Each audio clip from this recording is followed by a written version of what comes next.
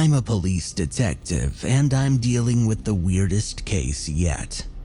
Written by King of Tangerines. Hello, Internet. I'm not saying my real name, but for simplicity, you can call me Oz. I'm going on here because you guys seem pretty accustomed to this kind of stuff. Being a police detective isn't usually too chaotic. Just dealing with legal nonsense, searching houses, getting roughed up by drug dealers. Occasionally I'll run into a drug cartel and have to fight for my life. But usually that ends as soon as reinforcements show up. But all of that changed when I was working in California. I was investigating a case in which a gas station owner alleged that he was harassed and nearly attacked by a strange man wearing a blank mask. The man demanded money from him, and not wanting trouble, the cashier gave him all that he had in the register, but he hid a bit of it to ensure that the shop wasn't completely bereft of money. The robber didn't leave after seemingly emptying the store's earnings. Instead, he paced around muttering to himself, finally leaving just moments before the sound of police sirens filled the air.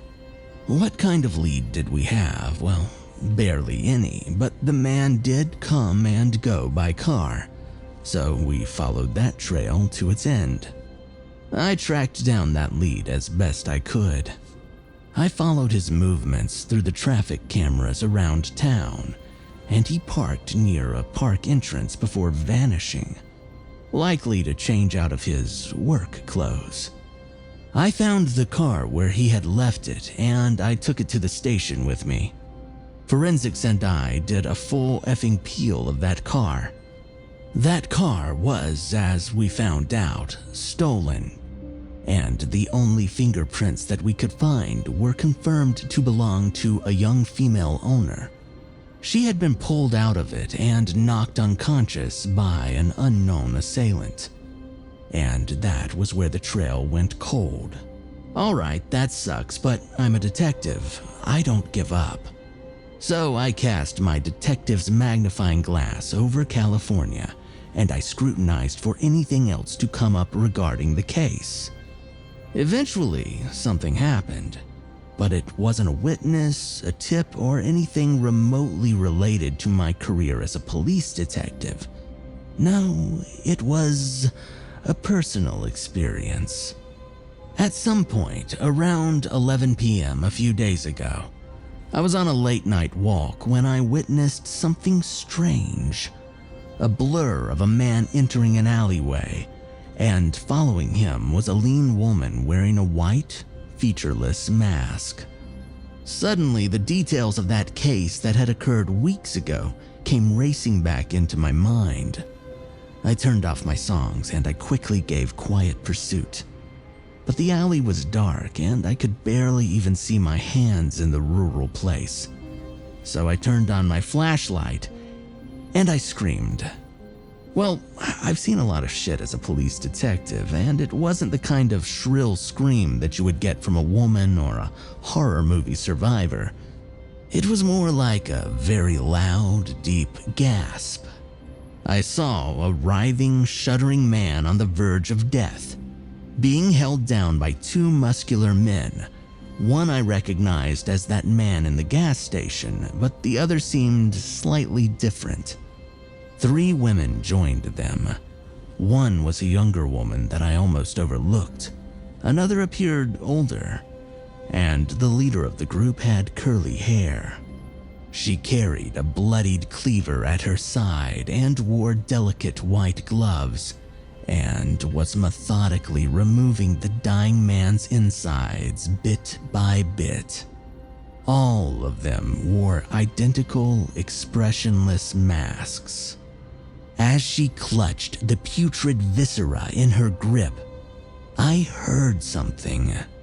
For most of this paralyzing encounter, none of them had made a sound, save for the hoarse but hushed breathing from the 2 men restraining the victim. But now that the man's life had left him completely, The leader gently put her gut-filled hands in the position of a prayer and began to whisper something. Now that they didn't have to prevent his escape, the two men put their victim down and turned to me. Making eye contacts with those psychopaths was the push that my body finally needed, and I reached for my gun. The bigger of the two picked up a chunk of the road and chucked it at me. I narrowly dodged being knocked unconscious by the fiends. When they saw that this hadn't worked, they rushed me.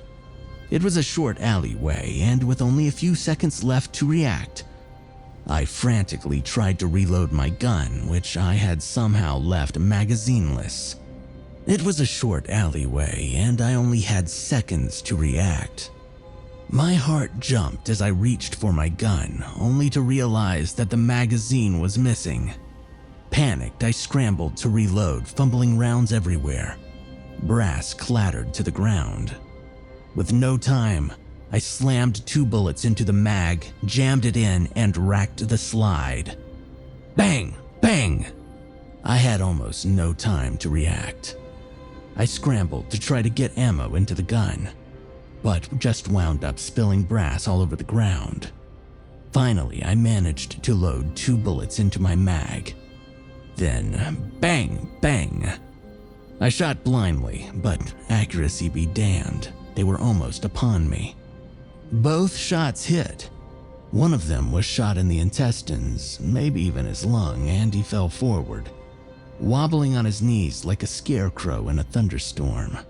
The other was hit in the knee and fell to the ground before grabbing me by the ankle and trying to stop me from getting away.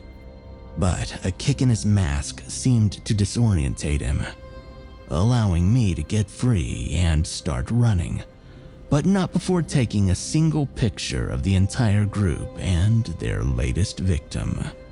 I turned around and ran as fast as I could. But like I said, this was a rural town and few places were open to visitors at this time. But I saw my salvation, a nearby porta potty that was built much more sturdy than your typical dumper. So I ran directly towards it and locked myself inside.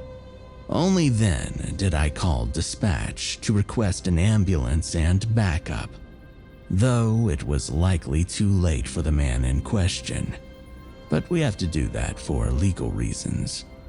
At first, I thought that they had chosen to not pursue me for whatever reason. That was until I heard a slam as the plastic of the porta potty was rammed against by a familiar shoulder. I had no idea what was wrong with these people. They were pounding on the plastic with a wild intensity that reminded me of a clumsy yet rabid and dangerous animal. Through the semi-transparent walls of the outhouse I was hiding in, I could see everything. The countless hands of my attackers, their shadows engulfing my small refuge, and every desperate attempt they made to break in. But the scariest part wasn't even this mob's animalistic grunting and hissing. It was what I heard their leader say to me from inside that thin wall of safety.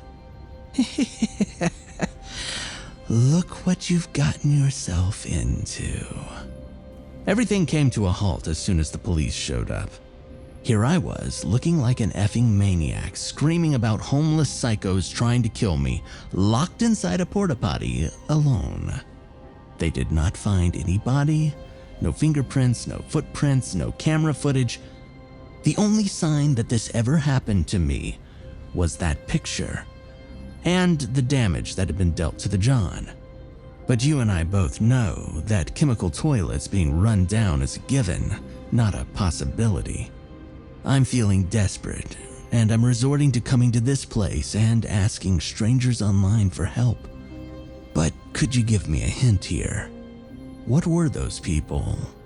It's probably gang or cult activity of some kind, but I'm completely stumped as to what I'm supposed to do here. Before wrapping this up, I have an unusual lead to share. About 2 years ago, a church somewhere in California was burned to the ground by an unknown arsonist. The casualties were few, but in the basement, 2 pastors were slain brutally, and on the wall was a message carved roughly by blade into the brick wall. "We are chosen."